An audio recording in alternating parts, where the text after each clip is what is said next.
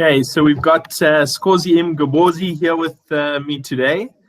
Very exciting times. I think after I chatted with Daniel Costa-Gill, it kind of reminded me of that era, and I got excited about that time again, and it reminded me about things. And I think just to introduce Skhozi, I'm going to tell him a story that I don't think he knows.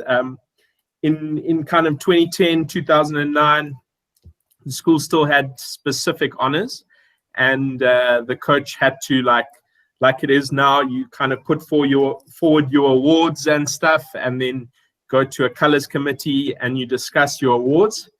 And when we put forward Skhozi for specific honors, it was for his specific honors for soccer. And we discussed what we thought his good qualities were and why he deserved it. And Mr. Ireland said something in that meeting that I still, the guys give me actually a hard time about saying it at lineup because I say it's quite often.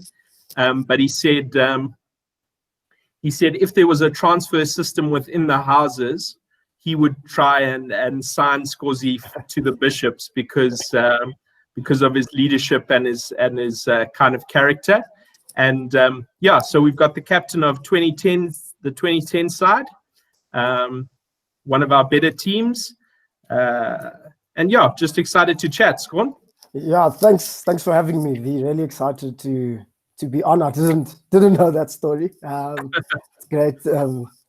Great to hear it. And excited to chat football. Yeah, so maybe we can start with just a brief chat about 2009 and 2010 in your matric year, and even before that. Maybe if you just talk about your most memorable experience, and maybe you can talk about in your kind of football career, what you took out of that, and maybe a tough time, maybe. Sure. One. Sure, yeah. Definitely. Playing at St. David's is still one of, if not the highlight of my football experience. It's part of the reason why I chose to go to the school. I made my debut for the first side in grade 9, but was in and out of first side, second side at the time. We had a pretty strong age group, which was then playing in the second team. Which was nice, and it was really great for sort of the development of all of us, and myself included. Really got comfortable with sort of the physical side of senior soccer, and then moved on playing first side grade 10, and then the grade 2 years of 2009 and 2010, and that 2009 season still such an outstanding season, in that while we had good players, I think the culture within that side was quite unique and quite special. And I always sort of think back now, being a coach, trying to recreate sort of that bond and that tight-knit unit. Because while, yes, we had, Project Birds left-hand side, Sono right-hand side, De Freitas, Buthelezi, Rampo, Chade White, we had some proper weapons. But I think when things got tough, especially as they do in tournament football, it was good to see that we could put up a fight. And that was a culture I really admired. And also from you guys as the coaching staff around that time, you had Costa-Gill, who was our captain, who'd warm up sort of on his own far away with the reserve keeper, and Tyron Springer and myself would then pick up the warm-up. And I bring that point up because it just illustrates and highlights the importance of sort of the leaders and the leaders within the team. We often get so bogged down on who's the captain and who's the vice captain, but it's actually a core group of players. You just take a look at Liverpool. While Henderson is the captain, Van Dijk is a leader in his own right, Wijnaldum is a leader in his own right, Robertson is a leader in his own right, and that sort of, if you have that strong core, it allows your sort of flair and players out wide and that year to go out and do their thing, and those sort of core players can take care of that culture. In 2010, yeah, another magic year. You know, I was blighted with injury, but no, another great side. You know, really came into its own. You know, disappointing not to go win the grey tournament. I think that's probably the toughest pill to swallow during my time. Was, you know, successful 2009, and then just, you know, sort of an expectation now the next year that this is it. You know, this is the side that's going to take it. You know, we had a good starting 11. We had a good bench. We had some fantastic youngsters coming through as well, pushing the older guys. And to not win it was definitely disappointing. But to come back and, you know, lift the St. David's Challenge Cup that year was also just a satisfying feeling, just in and around what was happening at the school at the time. Was, you know, was unfortunately Steve Bailey and that there was huge amounts of pressure around that weekend. But no, it was yeah, memory wise was definitely what I take with me, is definitely that strong knit between those 2 years. You know, you had guys particularly who played other codes of sports. You know, there's a good mixture of hockey guys, rugby guys, and then we all came together when both those seasons ended. We came together into a football season and forgot what we left in those seasons and said, no, we're at football now, and this is the way we work and the way we operate and what we're about, which is fantastic, and I think is one of the reasons why we were so successful those 2 years. You know, 2009 I think was really the foundation of the culture, and then 2010 we just, not to say it was easy, we'd go out and go win games, but I think you get that culture right, and then the expectation of the next year is, you know, this is the standard and what it means to play here. You know, a good memory I have is actually of a young Tristan Geach, who comes onto the East London tour. He, you know, we have Dean Harrison who's injured, and then I think it was Curry who then gets injured in a JP rugby game, and then he also can't come. So the next available keeper is a young grade 8 who hasn't even played an under-14 game, you know, and now he's on the first team bus. And I remember just how well he was received and how well he played that tournament. I remember rooming with him and, you know, catching him trying on his first team tracksuit in the mirror, and you know, catching him. And I always remind him when I see him, we play indoor now and then together now, but it's always, and those are the stories that I like to tell of that group and the environment, which is important for a young grade 8 to walk in, and the environment was there for him to be himself and to go and to go perform. Yeah, that's awesome. I think then winning Challenge Cup, you guys beat Cares in the final on penalty shootout, and that was the only game they lost that year. It was a very good side. You know, obviously Mr. Kalkenbeck switches over, which also adds to the emotion of the game. You know, I think we'd played them 2 weeks earlier in a school fixture that ended in a draw. So all roads sort of would lead to that game. You know, you sort of knew at the start of Challenge Cup what you were preparing for the end of the road on the Sunday for. And yeah, it was, as you said, the only game they lost that year. And thank goodness, because it's one of those you can't go back, like a lot of those games. You can't go back and change, and those things stay. But thank goodness we managed to win it. And because then from there you go with Cares as captain to Gannon University, the two of you, and you guys are good mates still to this day. Eh? Yeah, definitely. Gavin Linsell. He's, you know, I'd actually go as far as to say he's my best friend. You know, we got on a plane. Got on a plane on the same day. Arrived at Gannon about 2 weeks early before pre-season, and we were both, you know, chasing this football dream and the journey, so we went. Yeah, as you said, we went together. Really got close, and I think just on, I think just on football principle and just as two guys who captain two sides, we often chat about that final. We always say the first 20 minutes was St. David's and then the rest of the game was us. And, we battered you here, and lucky Dean Harrison makes a save of Sergio Colboane. And so it's always good to relive those games, and chat about and to step back into time about I still think about that game, to be fair, still today, but it's it was good times.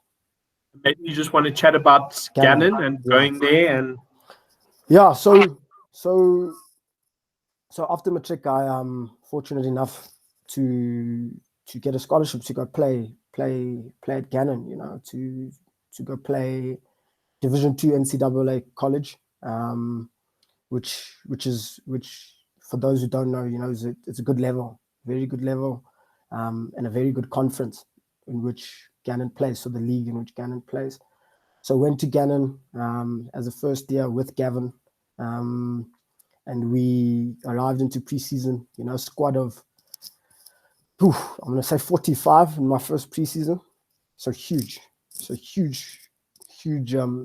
crop of players, different shapes and sizes, different playing abilities, and you're there and you're like, geez, it's quite intimidating. They've got to pick 11 because I always thought from my school playing days, I used to think of sort of in the starting 11, that's where I wanted to be. So I said 45 to 11, not looking at the bigger picture of it's an 18 and you've got to work yourself into there and then break into the 11. But so that initial preseason went to Gannon. Unfortunately, couldn't play the first season, so had to just practice and watch from the sidelines. But it was a really good year. Well, now that I look back, to sort of get used to the environment, get used to the school, get used to campus.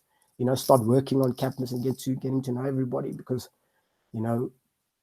looking back on it, the soccer is a big majority of it, but it's also important to balance and get involved with other sides of the university and expose yourselves, obviously to your academics, but work, socially, and have that balance, which is really nice and really set me up nicely for when I stepped into the playing side of the next full semester.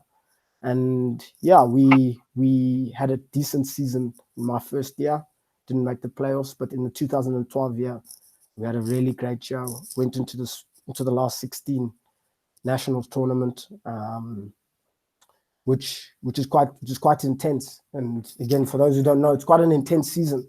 So we were number 2 in the country. I think we went 12 games unbeaten, ranked number 2 in the country, and then we lost. And then obviously the confidence then starts to take a hit, and we lose four or 5 games, and then, but fortunately we go and get bidded into the national tournament, where we played our crosstown rivals, Mercyhurst.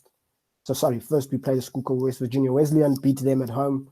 Then we go into the last 16, which is a nice, cool experience, because the actual association, so sort of the FA of college football, pays for your trip. The playoffs were in a neutral venue in New Hampshire, so in another state, so we had to fly across. You had buses with seat warmers, and it was in the middle of winter, and you could only train for an hour. Before the day before. There's nobody allowed on the premises, so really quite a professional and structural playoff setup. We unfortunately didn't win. We got knocked out by a very good Mercyhurst side. And then my last sort of 2 years playing, we really took a dip. We were blighted with injury. And interestingly, I spoke of the culture piece that made us so strong at St. David's. I think our culture at Gannon wasn't where it needed to be, if I'm being frank. And I think that definitely affected us propelling and building from that 2012 year, on top of the injuries, because there's one thing to have injuries, but with that strong foundation and strong philosophy and culture, I think there you can, no matter what happens, you can still be competitive, and still get good results. Dig in and do things, and we struggled in that sense. But from football aside, though, it was a really fleeting and unbelievable journey. I enjoyed my time at Gannon.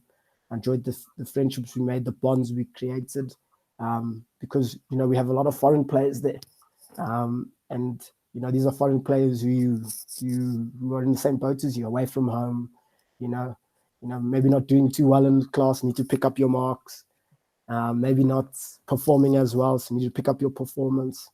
You've got to work at the same time while going to school, so money comes into it as well.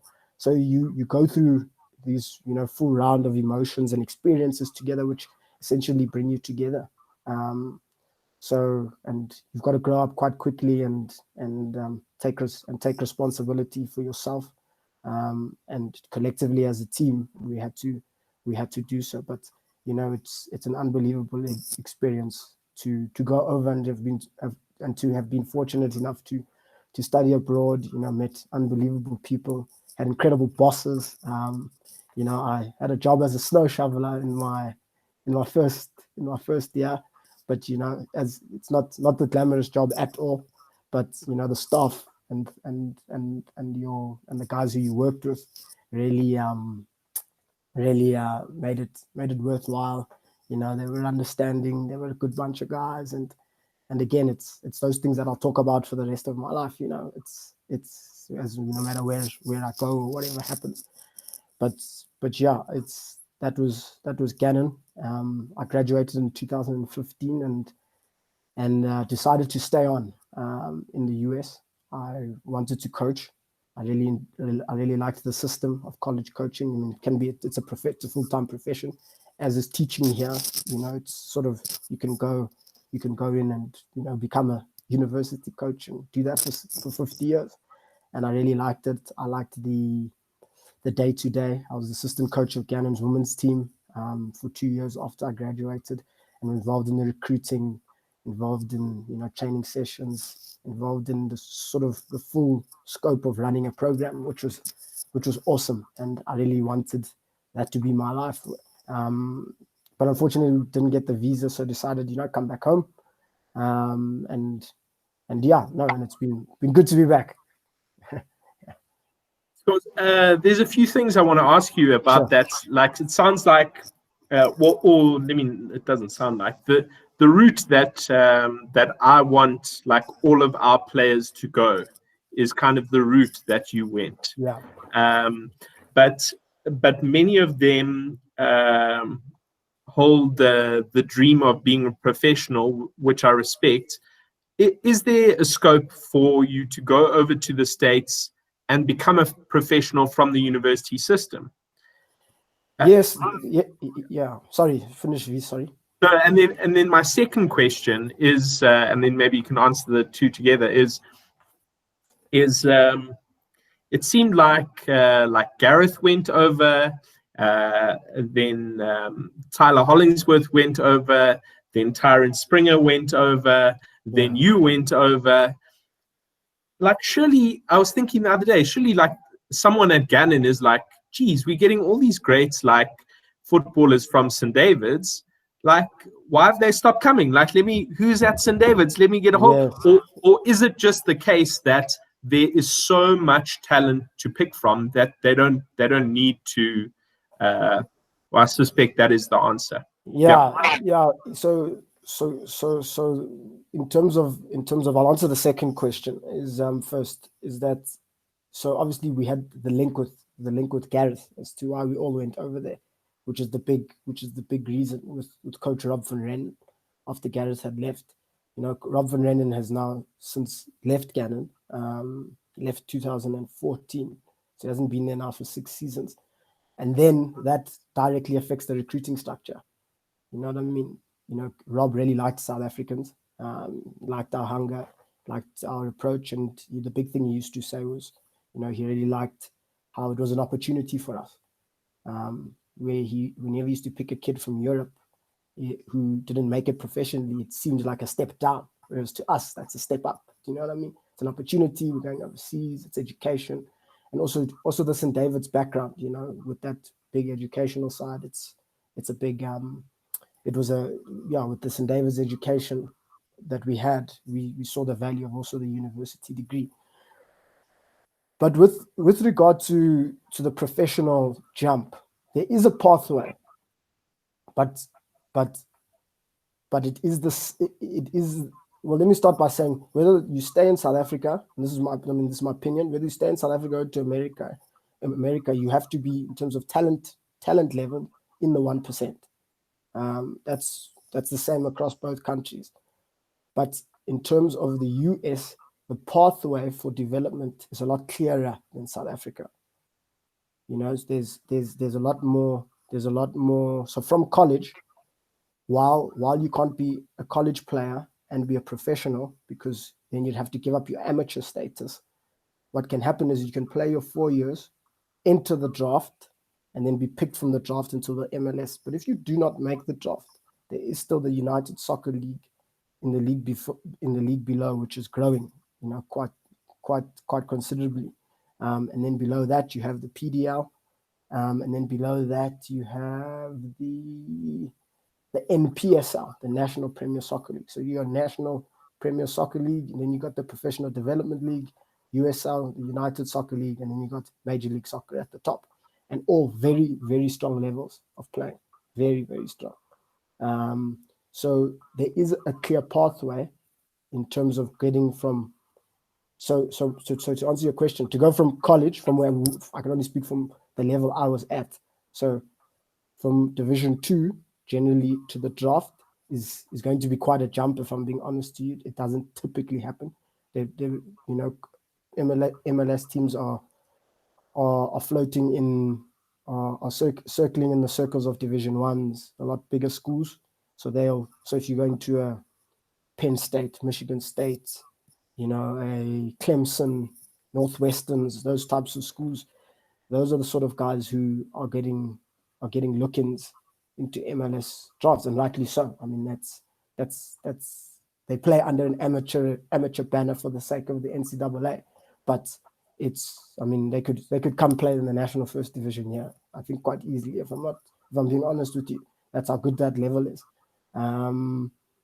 So I think I agree with you completely. I think the difficulty here, and a question I pose to players here, is what is your pathway here to get to the top? And I don't think many of them can answer that question. And that in itself lies the problem. Is what is a pathway? And a pathway doesn't start when you're 18. It starts when you're 13, 14, 15. It starts young.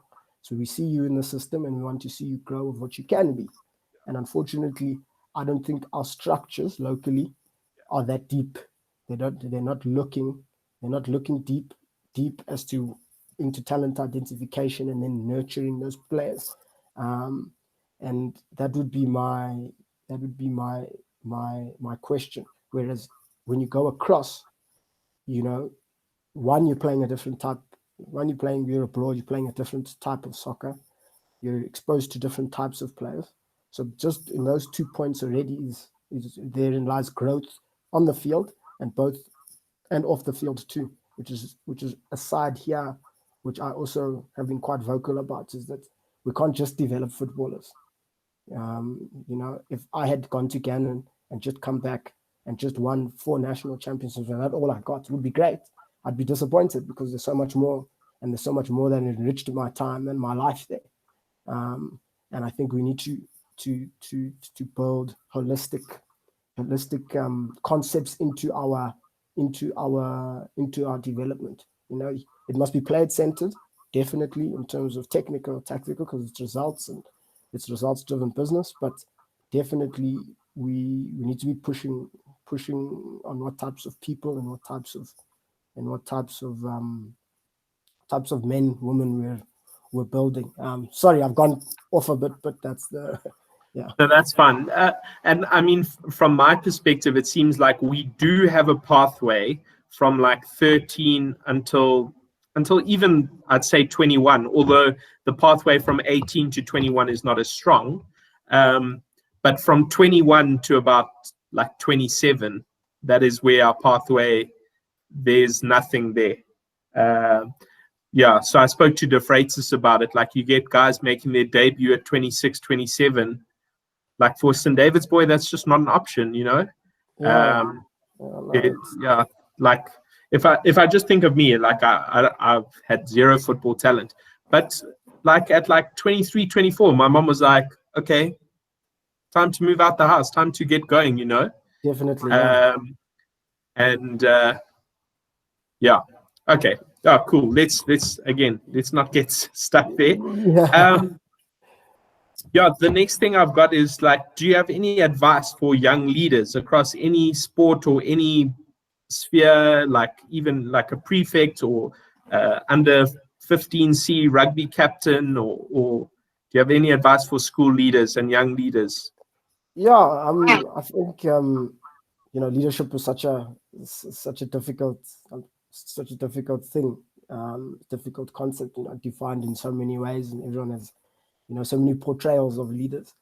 But my advice is definitely be yourself, be who you are, and stand by your principles and by your convictions. Be open to definitely the opinions and feedbacks of others. Because essentially you lead while you're a leader, and whether you're a 15C captain or you're a prefect, while you've been put in a position of responsibility, you are there to serve the team and influence the people and the processes within that team. And I think it's important, and I think that's an important piece.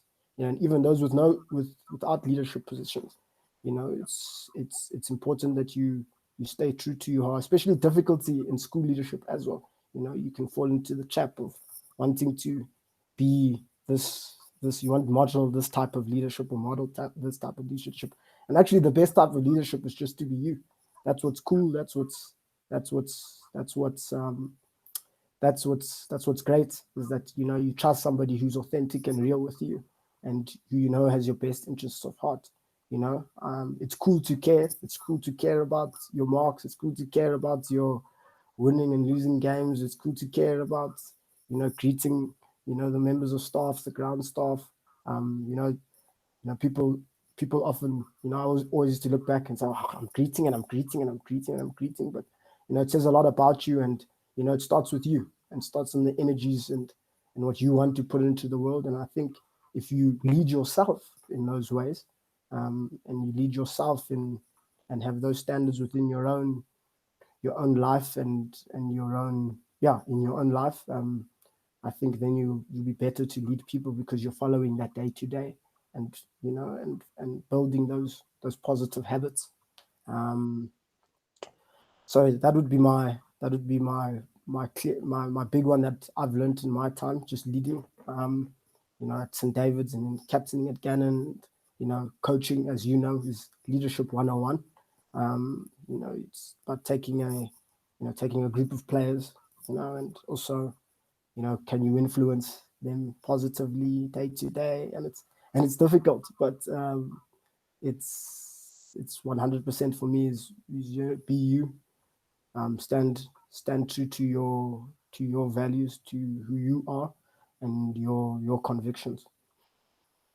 When I don't know why, but when I asked you, I had a feeling that you were going to say authenticity as like your yeah, 100%. Yeah. No. And Skhozi, maybe you want to talk about coaching at Pirates, and sure. how it is, and have you enjoyed it, and sure. what have you learned? Yeah, sure. So I've been at Pirates, haven't been there long. So it's actually, Randburg is the actual holding club, and then we feed into Pirates. So if I'm being really honest with you, it's the general culture is Randburg. But no, just being in the setup with Pirates, it's one of the biggest brands, one of the biggest clubs across the continent. And to be part of that youth system is, first and foremost, a privilege, and one that I've really enjoyed being involved with. Well, last season I was involved with the under 12 as an assistant capacity. We won the league. I've really enjoyed having that level of talent. You know what I mean? I've from my time with the women's team in the US, was a very good side, very good team. But now coming home and getting back into the boys' side of the game and to that level of talent, it's been fantastic to see where you can grow and add to somebody who is an exceptional player. But players always have room to improve, and it's been nice to see where we can add and build and add to the toolbox of a lot of the players. I've learned a lot. Probably the biggest learning for me definitely is in the squad rotation. It might seem as if, it's obvious everybody must get playing time and, let's all be merry. But, there is a lot of pressure. We need to get results. We're expected to win, while also developing, a squad of, what was it? A squad of 20 last season, so only 11 can play. And, you've got to now find the balance between how we're going to play, get game time and develop the group while also getting the results, because not everybody's at the same level and not everybody, while everybody, I would say, is there to play football, definitely. I think the end goals for a lot of the players when they get to 15, they start to, that's the age. Definitely, you start to wise up and see, well, is this what I want? Maybe it's not what I want. And that, has a direct impact now as a coach as to how you approach them, And that's not to say that the more serious guys play. No, not at all. But it's definitely being understanding and being conscious and detailed enough to see where each individual 20, as an individual, what they see in their game, where they see themselves in the game, and helping them get to that level, and having an honest conversation about where they want to be. And once we sort of have those conversations and discuss those and break that down,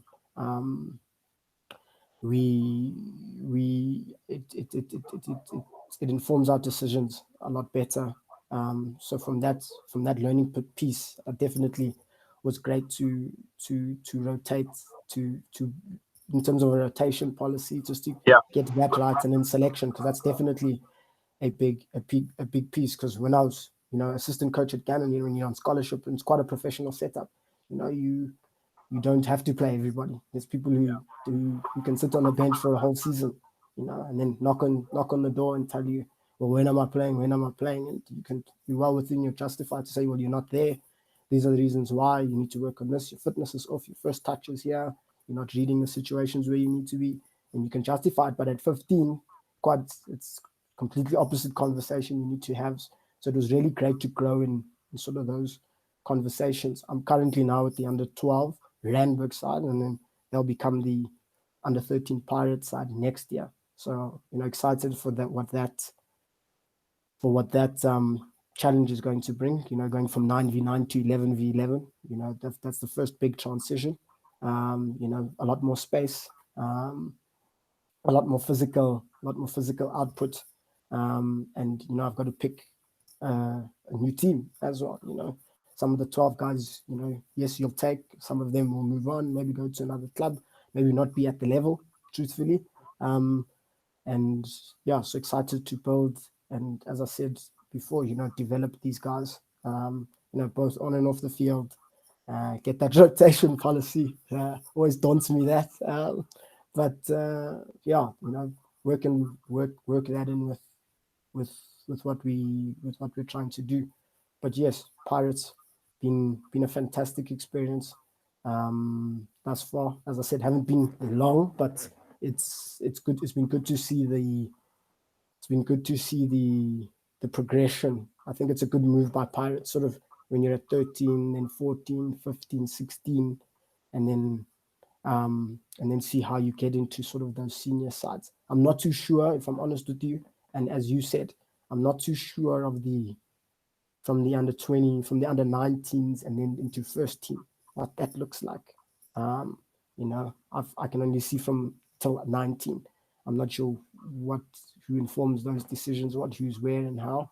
But as Julian said, and as you said, you're only breaking in 26.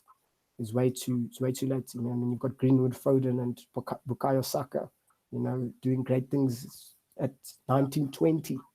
What I mean? And there's a lot of kids, I think, definitely within that Pirates for sure, who should be breaking, who can break into the first team and give something different, and tactically too, can actually give you certain advantages, younger player in terms of your pressing schemes and physically, fitter than somebody who's 30, so they can do, so, in terms of the game you want to play, it can also affect that. But yeah, been incredible, V. I really enjoy it. I enjoy the atmosphere on a Saturday morning. It's sort of like a schoolboy rugby feel. 8 o'clock's the under 13s, 10 o'clock's the under 15s. Then you've got 11:30, I think it's under 17s, and then the under 19s and 1 o'clock. So it's really nice to get the players down in early, the 13s, watch the 15s, and to sort of see, these are the steps and this is where I want to be, so you sort of have a vision of what it looks like.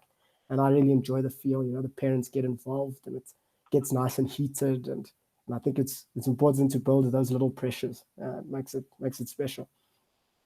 And do you have a winning season, Swan? Did you win games? Where with the 15s last year, you mean? Yeah, we won the league last year. So we won it. We won the league on the last day away at Cosmos 3-1. We had a mixed sort of season. But to put it into context, before I'd got there, the side had gone on an overseas tour, started preseason quite early, on the back of their under 14 season. So physically, by the end of the season, the legs were going a bit. You could also argue a little bit of the motivation goes to, because it's just constantly boots on, pads off, playing, training, and a lot of information about the next team and, tactical information. So I think it came a bit overwhelming, but yeah, we won the league. Good side, very good side, lots of good players. They've moved on now into the under 17s, and it's been interesting to watch how they do there, physically, games. Again, it's another step up in the development. Games a lot quicker, a lot physical. But yeah, I think the more of them, funnily enough, I think the more of them need to actually start playing first team football. That'll help them sort of in that development. But yeah, winning season, great to win. Yeah. Cool. And then maybe we can just end off with you speaking about fullbacks, left back and right back. Sure. So fullback and right back. Left back, fullback. I think you'll agree with me. I think the roles changed this last decade. From when I was a left back, in terms of my responsibilities back then, have definitely changed now. I think I was an attacking fullback. I think I did get down the line, but you look at teams today, your requirements for a fullback, physically, tactically, technically, have jumped. But I think my first bit of advice for a fullback is your first responsibility is to defend. The going forward and getting forward, I think is the bonus, but I think you can't neglect your defensive duties. So when I touch on the defensive bit, defending as a whole, I think the goal of defending is to make play predictable. And as a fullback, that should be your job, is to make your opposite number predictable, whether that's pushing him towards the touchline, whether that's pushing him onto his weaker foot, make him predictable, make him play into your hands. If you're fortunate enough to have lightning speed like Kyle Walker and be able to track back, then you'd be comfortable in a 1v1 situation where he's pushed the ball past you and wants to get into a foot brace. But, I think identifying what sort of player you're up against in your 1v1 battles. Is it a dribbler? Is it a speedster? Is it a technical player like a Bernardo Silva who's going to maybe cut inside? So I think to all young fullbacks, and I used to love doing this myself, and I still do it now, is that, when you're walking around a tournament, have a look at the opposite right wings from all the other schools at St. Benedict's and at Jeppe and at St. John's. Have a look at what they're up to. What's his tendency? What's his tendency when he loses the ball? Is he going to check back?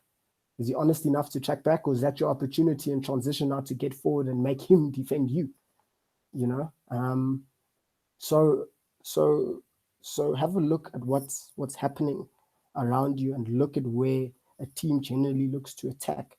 You know, and look at where your opposite number, what they're about to do. I remember the good old days when we used to have our battles with Rosina. You know, very strong wingers. You know, loved getting into one-on-ones. So you know, you had to, you know, you got to identify. You know, is it somebody quick? So if I can match him on speed, then maybe I do give him the line and we get into a foot race. But if I engage him too early and he's got quick feet, then he pushes the ball past me, and now we're in trouble. Can whip a ball in. You know, so take the strengths and take the weaknesses of the player you're going to play and make him predictable. And to sort of coin a term, funny term I heard once, is make them play with their left hand. You know, so make them so I'm right-handed, so making me right with my right hand is uncomfortable. So get them into that uncomfortable level. And I just made a note here, is that definitely as a fullback today, is that you're definitely gonna have more time on the ball. You know, I think just defenders in general, with this obsession and, you know, of playing from out the back, you're gonna be in advanced positions. You know, centre backs are splitting wide now, which means you can push on, which means when you do get the ball, technically your touch has to be good, and you sometimes need to identify, oh, maybe there's a gap into midfield I need to step into, or do I keep my width? Do I keep my width and keep playing down that line? So definitely as a fullback with the ball.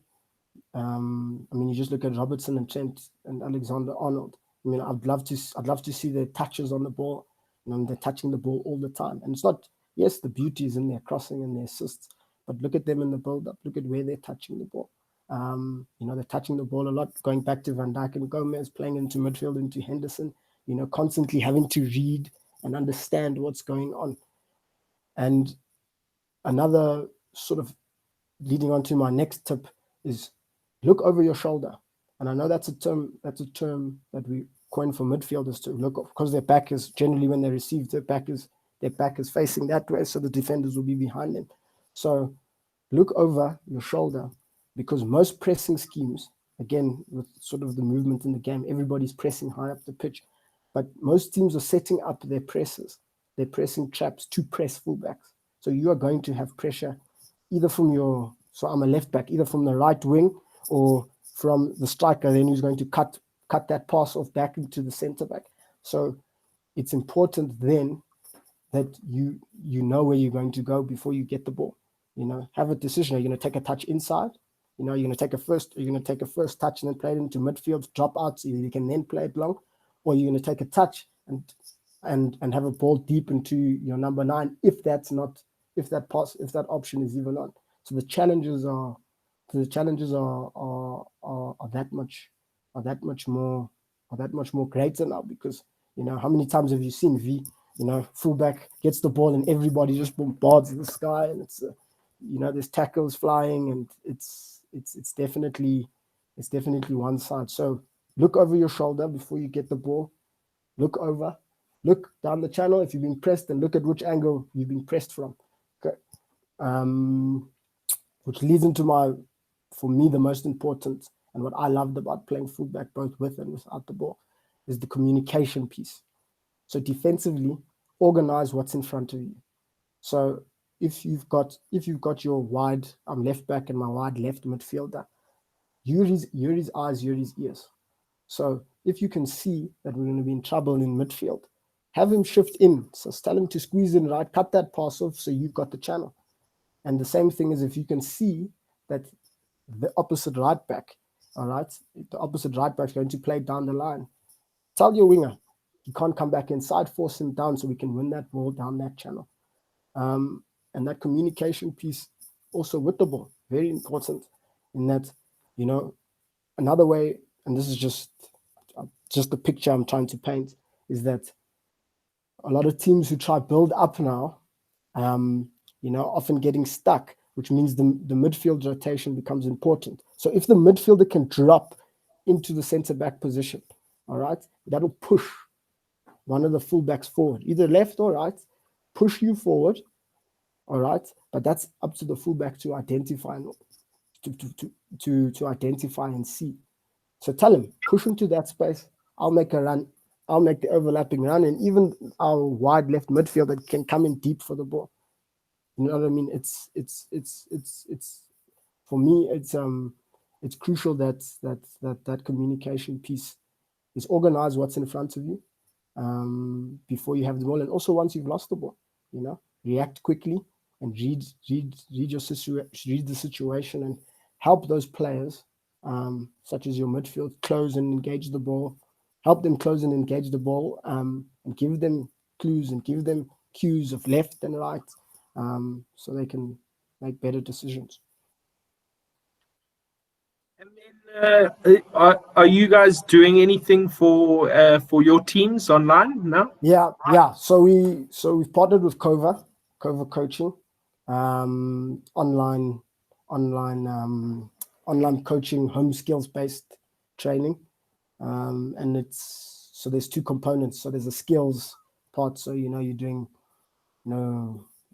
dribbling, left foot, right foot, toe tap, step over, scissors, and then there's a lot of challenge components to it that we ask the players to do, and just give it to us on the WhatsApp group, and we have prizes and rewards for the most creative things and pieces, because it's difficult now to track every player and to track what they're up to. But I think first and foremost is keep playing with the ball.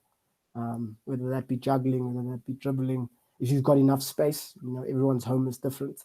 If you've got enough space, strike a ball, work on your first touch, work with the wall. And what's nice about that Kova is it's got a nice variety of different types of spaces you need. So for guys who've got a garden, they can use those sort of components in that piece, and guys who only have, let's say you're only in an apartment, you know what I mean? You only got the veranda. You've got a few pieces. You've got a few pieces there. And more recently, now that football's back on TV, we can encourage the players to watch. And that's definitely to get sort of that tactical stimulus.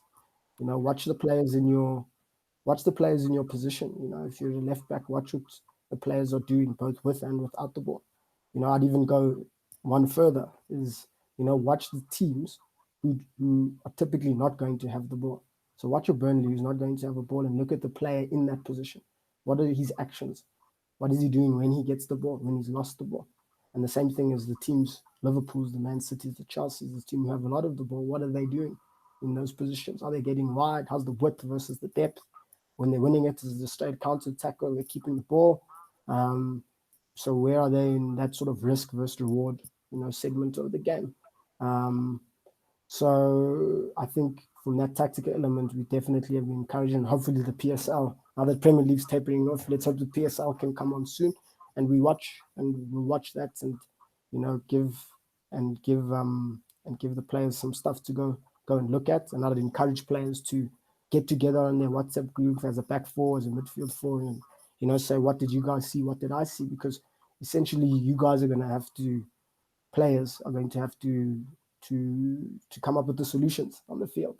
If they see something happening, it's about being able to identify it and then implement it and tweak it. And I don't think there's a better way to be able to pick out a situation in a game and be like, wow, I wonder why, Robertson tucked in there when he could have gone up, and there's no right or wrong. It's continuous learning, and it's a nice little cool exercise to see and keep that tactical stimulus alive while we're under these lockdown times. Yeah. Thanks for your time, buddy. Thanks, V. Thoroughly enjoyed it. I love the website. Love going down memory lane. Yeah, I absolutely love going down memory lane. It's scary to think it's been 10 years. Yep. But no, absolutely love the platform. Love what you guys are doing. I think we need more of this. More conversations, more chats, and it's only better for the game. So keep it up. I'm happy to be a part of this. Awesome, Skhozi. Yeah, it was great to have you.